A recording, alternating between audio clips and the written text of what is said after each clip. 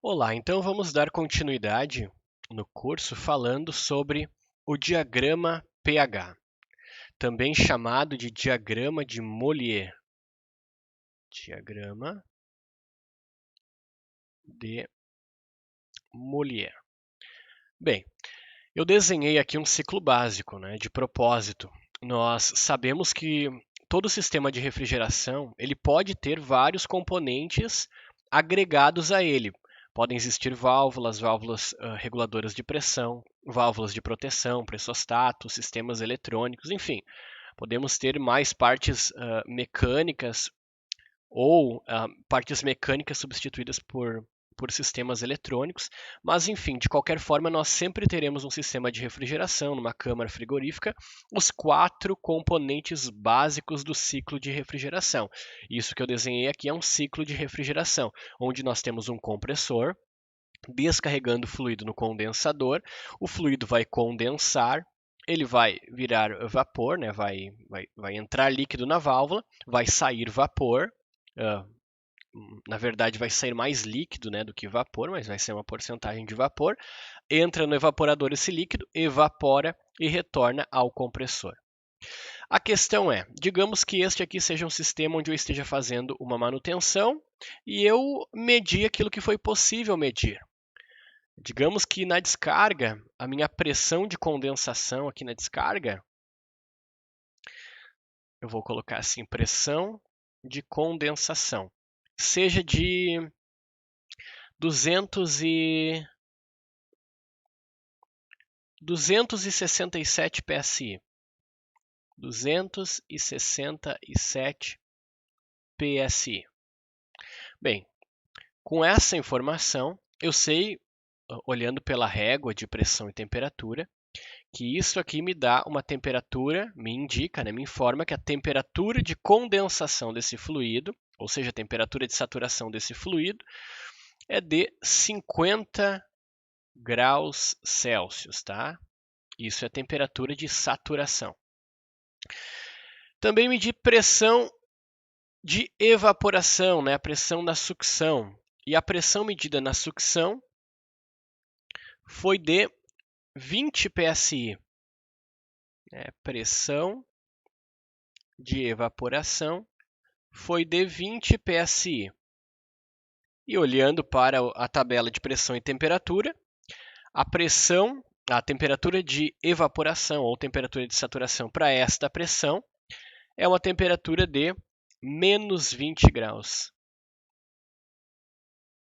Isso eu consigo mensurar utilizando o manifold, No lado de alta, aqui no lado de alta, eu consigo mensurar a pressão de alta e olhando para o manifold, se for um manifold analógico, eu vejo essa indicação escrita, ou se for digital, ele já me informa essa temperatura de saturação do fluido.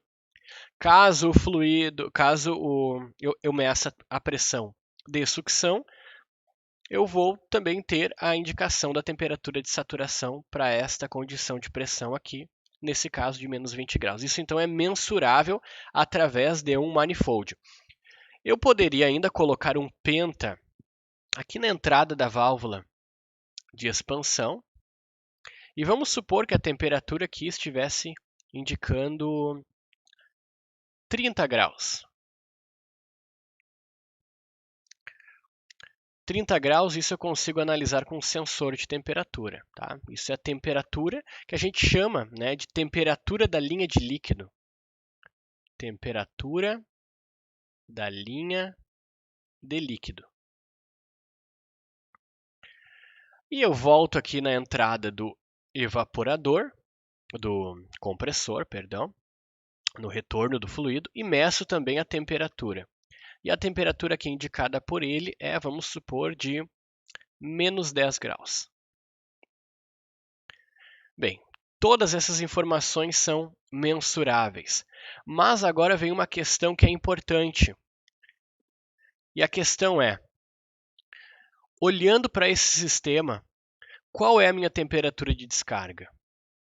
De repente isso seja importante em algum momento eu saber e o meu sensor de temperatura talvez não consiga mensurar dependendo da temperatura. Ele tem um limite para medir o instrumento. Alguns vai a 100, outros a 103, 105 graus, mas nós poderíamos ter aqui temperaturas superiores a isso. E como definir ela, né? E se isso fosse colocado num projeto, né, sem que eu precisasse instalar para medir, se eu quisesse somente saber no projeto qual a temperatura aqui na descarga do compressor, como é que eu saberia disso? Se eu fosse manter um projeto nestas condições. Aqui eu dei o exemplo como se eu estivesse lendo, mas e se eu quisesse fazer um projeto? Eu não saberia a temperatura de descarga aqui só olhando para esse sistema. Outra questão importante: quanto de energia que eu estou absorvendo no evaporador? Quantos quilojoules de energia para cada quilo de fluido que passam aqui ele está absorvendo? Eu não sei. Quanto que o condensador está liberando de energia? Não sei também. Quanto de energia o compressor está adicionando ao sistema? Eu também não sei. Aqui eu falei que na saída da válvula de expansão, nós temos o fluido numa mistura de líquido mais vapor. E nós sabemos que o que nos interessa aqui e que vai trazer de fato a capacidade do evaporador é a quantidade de líquido que entra no evaporador. E como que eu posso saber a quantidade de líquido que está entrando no evaporador? Essa é uma pergunta interessante. Outras questões, por exemplo, para definir a linha, né, a velocidade do fluido para ter uma raça de óleo ideal, um outro dado importante é qual é o volume do fluido refrigerante nesse ponto aqui do retorno ao compressor. Então, todas essas informações são informações que, olhando esse desenho, eu não tenho como saber. Projetando, eu não tenho como saber. E se eu tivesse esse sistema aqui instalado, eu também não saberia todas essas informações. Eu teria que ter uma visão de, vamos dizer assim, de raio-x para conseguir enxergar além, né, da tubulação para saber como está a condição do fluido. Mais do que isso, eu teria que saber, né, como é que eu mensuraria a quantidade de energia, por exemplo, do evaporador que ele está absorvendo. Então, essas informações eu não consigo nem avaliando, eu consigo medir o que é mensurável, utilizando aqui um manifold ou um penta, né? Um penta, claro, estou falando de uma marca comercial, mas poderia ser qualquer sensor de temperatura. Então, eu consigo mensurar isso com esses instrumentos, mas eu não consigo ir além disso e saber mais informações que são importantes e relevantes também para o projeto do sistema. E a pergunta é: como que nós descobrimos essas informações todas que eu tenho falado aqui? Bem, para nós descobrirmos ela, entra então o assunto do qual estou falando, que é o diagrama de Mollier. É o diagrama de Mollier que vai me dar essas informações todas que eu preciso desse sistema aqui. Então vamos lá, eu vou mostrar para vocês o que é um diagrama de Mollier. Bem, aqui nós temos então o diagrama, é um diagrama Mollier, também chamado de diagrama pH. É importante salientar que cada fluido refrigerante tem o seu próprio diagrama, né? E aqui dentro desse diagrama nós vamos desenhar o nosso sistema de refrigeração. Então perceba aqui em cima, ele está dizendo que o fluido refrigerante utilizado é o R22. Nós temos essa linha, né, esse eixo aqui, que seria nosso eixo Y, né? Nós temos a pressão, só que aqui é pressão absoluta, então não é tão fácil trabalhar com ela assim. É melhor trabalhar com temperatura. Aqui embaixo nós temos esse outro eixo, seria nosso eixo X, onde nós temos a entalpia, que são esses valores que estão aqui embaixo, 240, 260, 280 e assim por diante. Bem, com esse diagrama pH, nós temos informações e eu vou mostrar para você o que é cada uma dessas informações. Então, iniciando pela temperatura. Nestas linhas vermelhas aqui, nós temos as temperaturas que o fluido vai estar quando estiver, né, nessa linha, né? Quando ele encostar nessa linha, quando ele estiver nessa linha, ele está nessa temperatura. Por exemplo, aqui, ó, 0 grau. Toda essa linha aqui é uma linha de temperatura de 0 grau.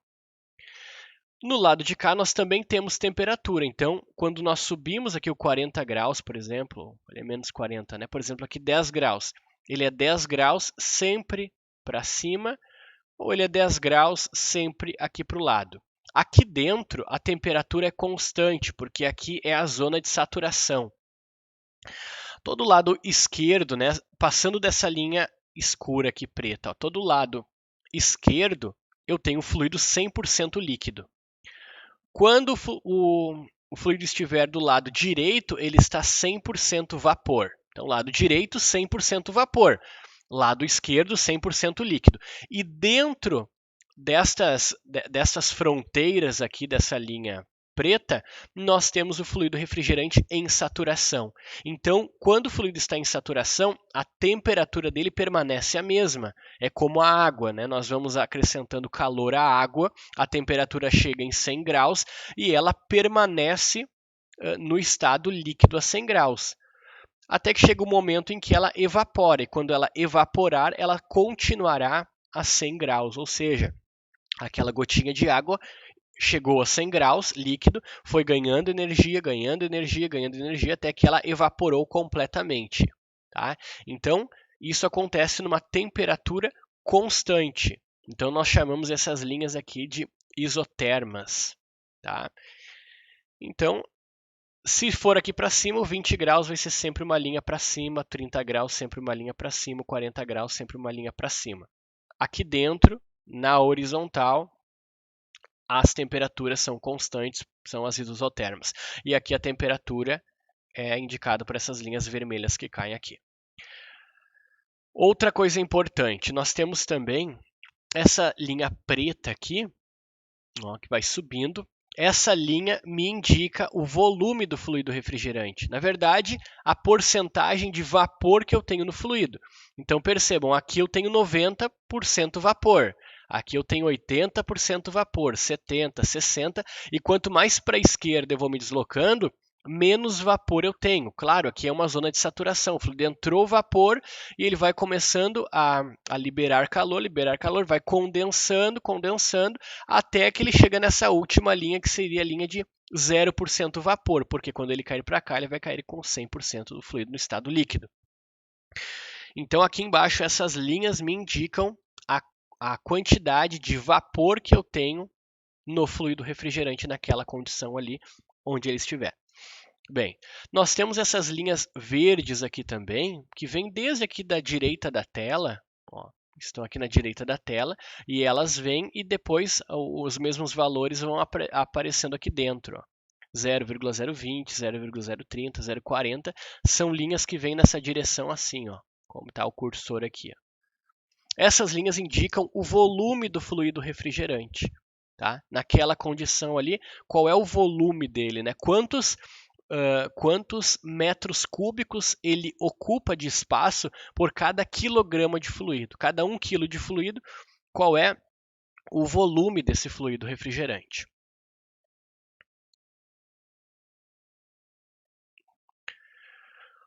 Outra informação importante é a entalpia, que são esses valores aqui embaixo que antes eu mencionei, ó, 140, 160, 180. Esses valores vêm com essa linha retinha aqui que desce aqui embaixo, como se estivesse no prumo. Ó. Essa linha que vai descendo aqui e me indica os valores lá embaixo de entalpia. Então, quando o fluido estiver nessa linha, ele tem esta entalpia aqui. Tá? Então, o valor da entalpia ele vai descendo como se estivesse no prumo. Tem uma leve inclinação, mas ele está praticamente nesse fluido aqui refrigerante, né? Nessa condição, na verdade, ele está a linha está praticamente no prumo, tá? Bem, então falei da entalpia, que é importante, falei das temperaturas, falei do volume específico, falei do título, né, que é o percentual que nós temos de vapor no fluido refrigerante. Aqui são as linhas, então, de pressão absoluta. E aí nós temos as linhas azuis ainda, que são as linhas de entropia. É o quanto que essas moléculas vão se desorganizar, né? Então aqui nós temos as linhas de entropia, tá? Bem, então essa daqui é a identidade do nosso fluido refrigerante. E nós precisamos lançar sobre este gráfico o nosso sistema de refrigeração, para que saibamos aquelas informações que apenas medindo com manifold ou com penta nós não conseguimos obter e que são dados importantes para o projeto, como eu falei anteriormente. Então, o que eu vou fazer agora é jogar o sistema aqui em cima para que nós consigamos obter os valores destas incógnitas. Então a temperatura de evaporação tinha ficado naquele sistema menos 20, nós sabemos disso pela pressão. O superaquecimento foi de 10 graus, porque ele entrou no compressor a menos 10, então ele ganhou 10 graus, né, de menos 20 até menos 10, ele ganhou 10 graus. A temperatura de condensação era de 50 graus, e o subresfriamento, como ele entrou na válvula de expansão a 30 graus, ele subresfriou, ou seja, ele condensou e ainda baixou 20 graus a temperatura, então é 20 K. Vamos então aqui desenhar o ciclo e aqui está ele. Então você perceba que nós temos aqui uma linha, né, de pressão constante, de temperatura, né, de condensação constante, aqui nos 50 graus. Nós temos essa região aqui que é do subresfriamento, que é o fluido já virou completamente líquido, entrou na válvula de expansão, caiu aqui embaixo, entrou no evaporador, evaporou o fluido refrigerante, superaqueceu, ou seja, virou completamente vapor, ganhou 10 graus de temperatura e entrou no compressor e foi então descarregado novamente para descarga. Bem, onde é que estão as informações então importantes que eu encontro aqui e que eu não encontraria naquele outro sistema? Antes disso, deixa eu mostrar para você o que é cada um desses pontos aqui, porque talvez você não esteja entendendo ele exatamente. Mas esse sistema é o mesmo sistema que nós desenhamos antes. Então, eu estou trazendo aqui para uma área editável. Nós temos então aqui em cima o condensador, né? Aqui, na verdade, seria desde a saída do compressor, entrada do condensador e saída do condensador. Mas eu vou dizer que toda essa região aqui é a região executada pelo condensador. Aqui é o condensador. Aqui na minha direita é o compressor.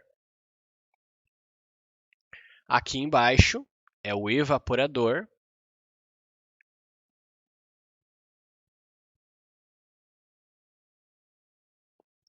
E aqui é a minha válvula de expansão, dispositivo de expansão. Então o fluido, ele sai aqui do compressor.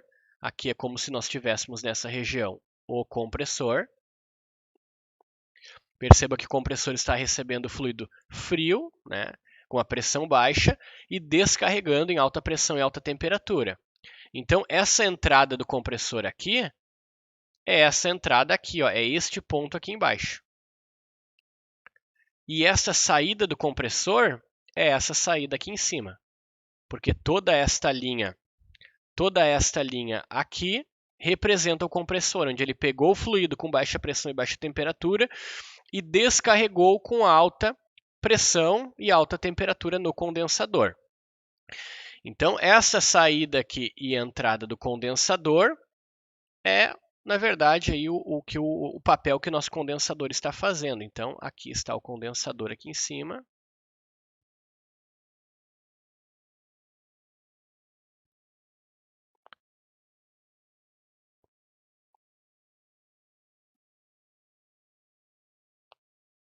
Onde o fluido proveniente do compressor está entrando nesse ponto aqui, ó, e saindo nesse ponto aqui.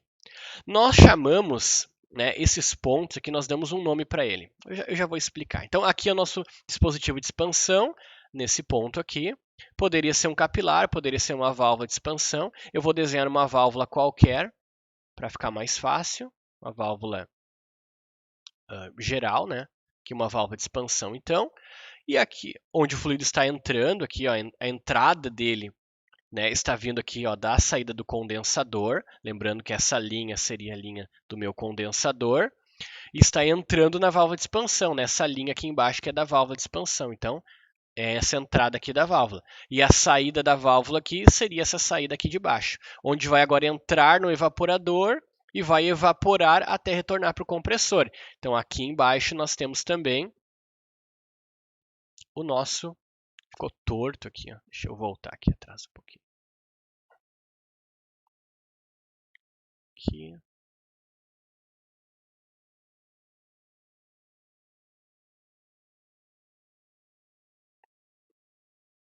Lembrando aqui, né, um trocador de calor, aqui são as aletas desse trocador de calor, e aqui em cima nós sabemos que ele tem um ventilador lá dentro. Ótimo. Bem, esse sistema todo aqui, então aqui, essas 4 linhas são as linhas dos 4 componentes, tá? Compressor, condensador, dispositivo de expansão e evaporador. E aí nós damos o nome desses pontos aqui de H alguma coisa, porque H é o símbolo da entalpia que está aqui embaixo, ó. Então isso é o H. Então eu vou chamar esse ponto aqui de H1.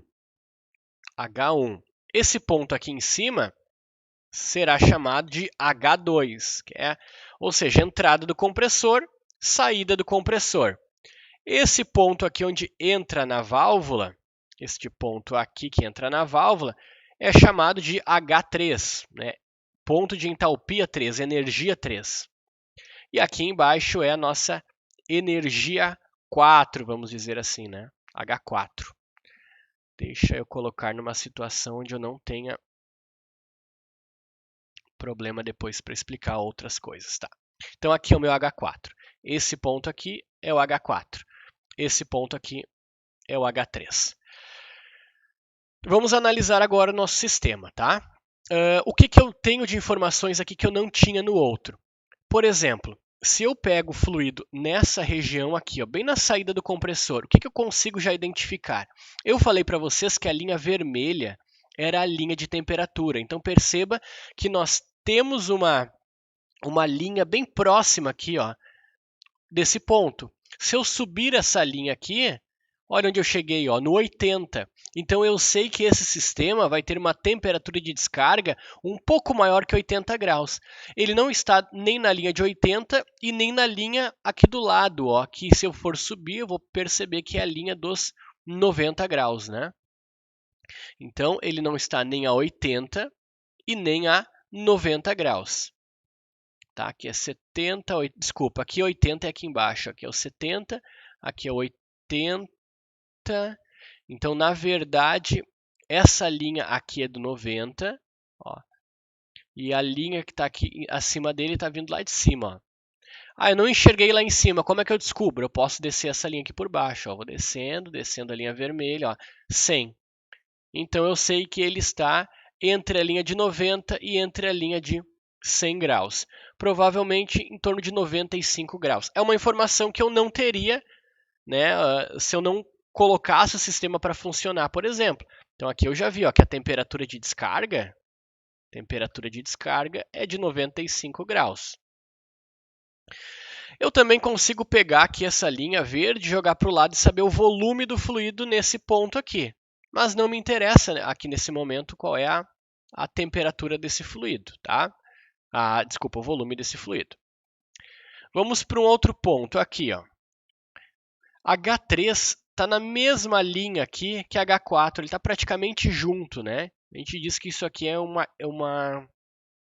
linha isentálpica, né? A entalpia de 3 e 4 é a mesma. O que é a entalpia? É a energia do fluido. Então, se eu descer aqui embaixo, eu descubro qual é a energia desse fluido. Eu tenho que descer aqui, ele vai dar aqui bem próximo do 240. Tá? Talvez não dê exatamente em cima, é mais difícil eu puxar uma linha reta aqui, né? Mas aqui 240. Então, tanto H3 quanto H4 tem uma energia de 240 quilogramas por quilojoule, tá? É a quantidade de energia que o fluido tem, né? De quantos quilojoules ele tem por cada quilo de fluido. Se eu vir aqui no H1 e puxar para baixo essa linha, aí vir aqui, tentar fazer uma linha reta, ó, ele vem aqui, ó, em 400 kJ por quilograma. Então, a minha energia nesse ponto é essa, 400 kJ por quilograma. E se eu quisesse descer naquela linha ali, ó, ele está vindo bem retinho nessa linha aqui, que vai dar aqui embaixo no 460. Tá? Então, se eu puxar lá de cima para baixo, eu caio no 460. Mas por que isso é importante? Né? Por que a gente está avaliando isso? Porque aqui eu consigo saber quanta energia que o sistema está absorvendo. Por exemplo, deixa eu apagar aqui. Ó, vou apagar aqui, nós sabemos que aqui é o evaporador. Vou apagar aqui embaixo também. E vou apagar também aqui o compressor para depois ele não nos atrapalhar.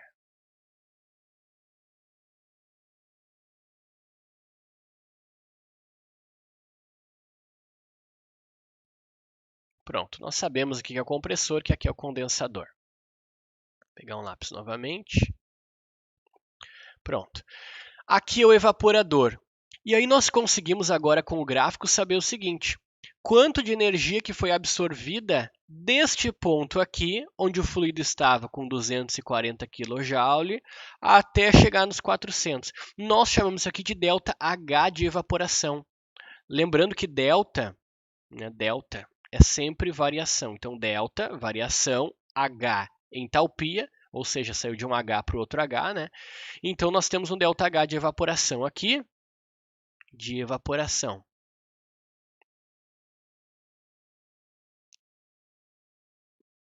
E esse ΔH de evaporação, deixa eu arrumar só aqui, esse ΔH de evaporação nada mais é do que o meu H4, desculpa, o meu H1 menos o H4, ou seja, H1 é quanto? É 400, está aqui embaixo, ó, 400.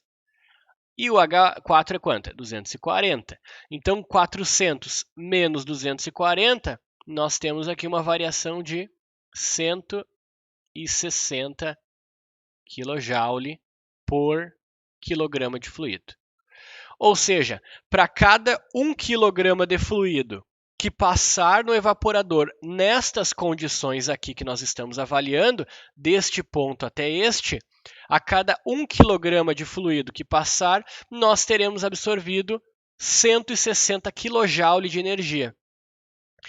E o lado de cá é quanta energia o compressor adicionou ao sistema. Então, nós temos a saída do compressor em 460, que é o nosso H2, né? E aqui a entrada do compressor, que era 400. Então, entrou com 400 e saiu com 460. Nós chamamos isso de ΔH de compressão, ou do compressor, tá? De compressão, que nada mais é do que o H2, que é a saída dele, menos o valor da entrada. Né? E que nesse caso aqui nós percebemos que ele entrou com 400, saiu 460, então foi adicionado ao sistema pelo compressor uma energia de 60 kJ por quilograma. Tá? E nós poderíamos ainda fazer um cálculo que se chama COP. COP é o quão eficiente é esse sistema. É mais ou menos quando nós falamos, por exemplo, do nosso carro, né? Quantos quilômetros o carro faz, né, por litro de gasolina. Então é o que a gente faria aqui. É quanto que eu absorvi de energia no evaporador em relação a quanto que foi adicionado de energia ao sistema, né? Que era um valor que eu não gostaria que ele fosse adicionado, mas acabou sendo adicionado. Tá? Então, qual é a relação que eu tenho, né, o ΔT de evaporação, quanta energia eu absorvi no evaporador em relação àquela energia adicionada ao sistema pelo compressor. Então, a gente faz o seguinte cálculo, né, que é o COP. O COP, vou colocar aqui embaixo, é igual o ΔH de evaporação dividido pelo ΔH de compressão. É mais ou menos como dizer quanto que eu ganhei em relação a quanto que eu gastei. Quantos quilômetros eu andei por litro de gasolina que eu gastei, né? Explicando dessa forma. Então, nós temos aqui um valor que é 160 kJ por quilograma, dividido por 60. Dividido por 60. Então, nós temos 16 por 6. E nós temos aqui, então, 16 por 6 vai dar um COP de 2,66, que é um valor adimensional. 2,67, vamos colocar assim. Então, aqui eu sei qual é a eficiência do meu sistema, tá? Então, assim a gente calcula o COP. Bem, eu poderia ter mais informações além dessas, né? Que são informações que eu não teria somente medindo com instrumentos do meu equipamento. É isso que é importante trazer aqui para relevar. Vamos voltar aqui a algumas coisas que eu quero mostrar um outro ponto importante. Apaguei tudo aqui, quero só mostrar para você um outro detalhe aqui. Ó. Nós sabemos que aqui é a válvula de expansão e aqui é o compressor. Então, a saída da válvula de expansão e a entrada do evaporador está nesse ponto aqui. E muitas vezes nós ouvimos as pessoas falarem, né? Entra 30, 40, 50% de vapor. De onde se tira esse dado? Se tira justamente daqui. Esse ponto, ele está muito próximo dessa linha aqui, ó, que é a linha de volume de vapor. Então, se a gente for descendo ela aqui, ó, nós chegamos no 30. Essa outra linha que está aqui em cima, que desce aqui, ó, é 20. Tá? Elas estão subindo, não estão descendo, na verdade, né? Subindo, não sei. Então, nós estamos num ponto entre 20 e 30. Eu diria que bem no meio aqui seria 25, né? Aqui seria mais ou menos, vamos dizer assim, uns 27, né? É mais ou menos aqui uns 27%, ou 0,27, né? O que significa então esse valor aqui? É 27% do quê?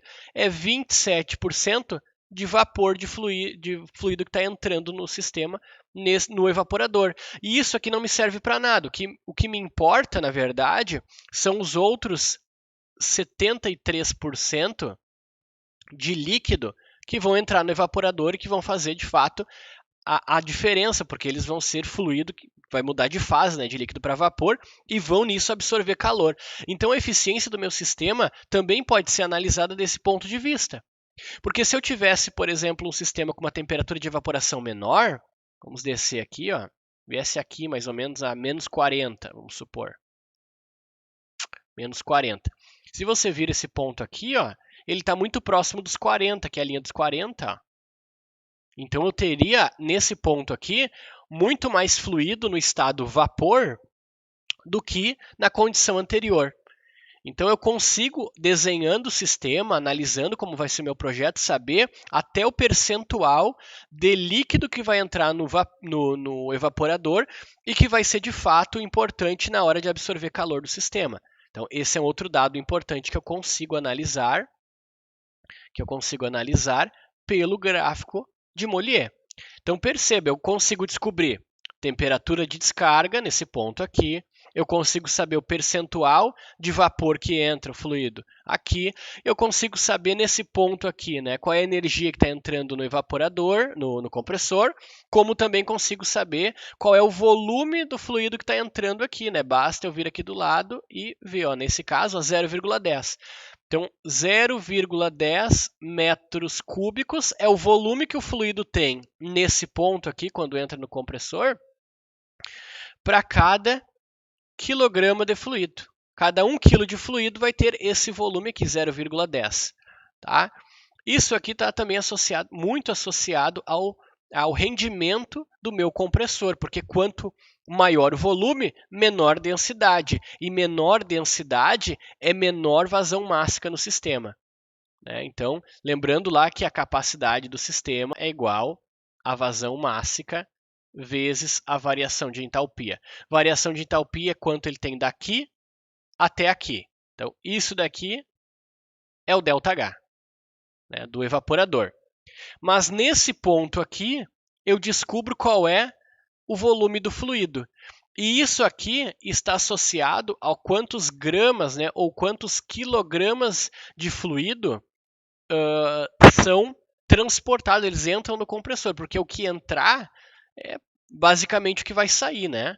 A vazão mássica de entrada é a mesma vazão mássica de saída. Então, quanto mais massa o fluido tiver na entrada do compressor, para cada ciclo do compressor, maior vai ser isso aqui, ó, a vazão mássica.